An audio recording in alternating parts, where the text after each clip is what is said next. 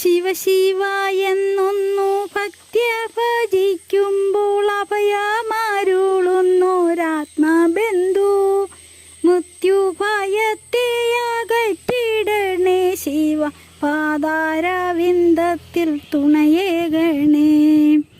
ശിവ ശിവ എന്നൊന്നു ഭക്ത്യ ഭജിക്കുമ്പോൾ അഭയമാരുളുന്നൊരാത്മബന്ധു തിരുനാമം തോന്നണേ അകതാരിൽ വാഴണേ തവ ഭക്തനായിടാൻ വരമേകണേ. സന്താന ഭാഗ്യത്തിനായൊരു നേരം മൃഗണ്ട മഹർഷി തപമിരുന്നു തവ ശക്തി കണ്ടങ്ങനുഗ്രഹമേകുവാൻ കൈലാസനാഥൻ പ്രത്യക്ഷനായി. അതിബുദ്ധിയുള്ളൊരു ഉണ്ണിയെ നൽകിയാൽ അല്പായുസേ വിധി നൽകയുള്ളൂ. ദീർഘായുസോടൊരു ഉണ്ണിയെ നൽകിയാൽ ഉണ്ണിക്കു ബുദ്ധിമാന്ദ്യം ഭവിക്കും.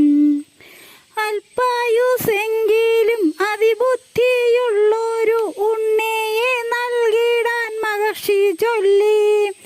അവിടുത്തെ കാരുണ്യമുണ്ടെങ്കിൽ സർവവും മംഗളമായി ഭവിച്ചുകൊള്ളും. മഹർഷി തൻ വാക്കതു കേട്ടു മഹേശ്വരൻ വരമതു നൽകി അനുഗ്രഹിച്ചു. മാർക്കണ്ഡേയനായി നാമവും നൽകിയ ഉണ്ണിയെ കൺമണിയായി വളർത്തി. ശിവഭക്തനായൊരു മാർക്കണ്ഡേയനോ ശിവപാദം പൂജിച്ചു നാൾ കഴിച്ചു. ഭക്തിയോടെന്നും ആ ശിവനാമം ചൊല്ലിയും ദിനരാത്രം പോയതറിഞ്ഞതില്ല. ഉണ്ണിക്കു 16 പ്രായമാടുത്തപ്പോൾ മഹർഷീശ്വരൻ ഏറെ ദുഃഖിതനായി. ഉണ്ണിയെ വേർപെട്ടു ഒരു ദിനം പോലുമേ ജീവിച്ചിരിപ്പതോർക്കവയ്യ. പാലും പഴങ്ങളും നൽകിയ ഉണ്ണിയെ താരാട്ടുപാടി ഉറക്കി നിത്യം ഈശ്വരനാമം ജപിക്കാൻ പഠിപ്പിച്ചു.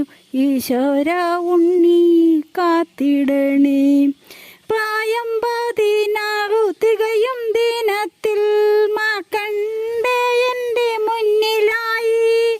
പാശമായ അന്തകൻ നിൽപ്പതു കണ്ടേറെ ഭയമോടെ ശിവനെ ഭജിച്ചു ഉണ്ണി. അവിടുത്തെ ഭക്തനെ രക്ഷിച്ചിടണേ ഹര ഹര ശിവ ശിവ മൃത്യുഞ്ജയ. തവ പാദമല്ലാതെ മറ്റേതുമില്ലിനി അഭയമീ അടിയേനു ശിവശംഭുവേ. ശിവഭക്തനായ ശ്രീ മാർക്കണ്ഡേയന്റെ വഴിമാറി നിന്നു. പേരാൽ മരവും ഒരു മാത്ര പോലും കളഞ്ഞിടാതെ ശിവപാദേ അഭയമീരുന്നു ഉണ്ണി. തന്നോടെ ഭക്തനാം മാർക്കണ്ഡേയന്റെ വിളി കേട്ടു പ്രത്യക്ഷനായി മഹേശൻ. ഉഗ്രകോപത്തോടെ ശൂലാഗ്രം കൊണ്ടങ്ങ് യമനെ വധിച്ചങ്ങു ശ്രീരുദ്രനായി. കാലാന്തക ശിവ കാരുണ്യവാരിതേ തൃപ്പങ്ങാട്ടപ്പ ഉമാപദയേ.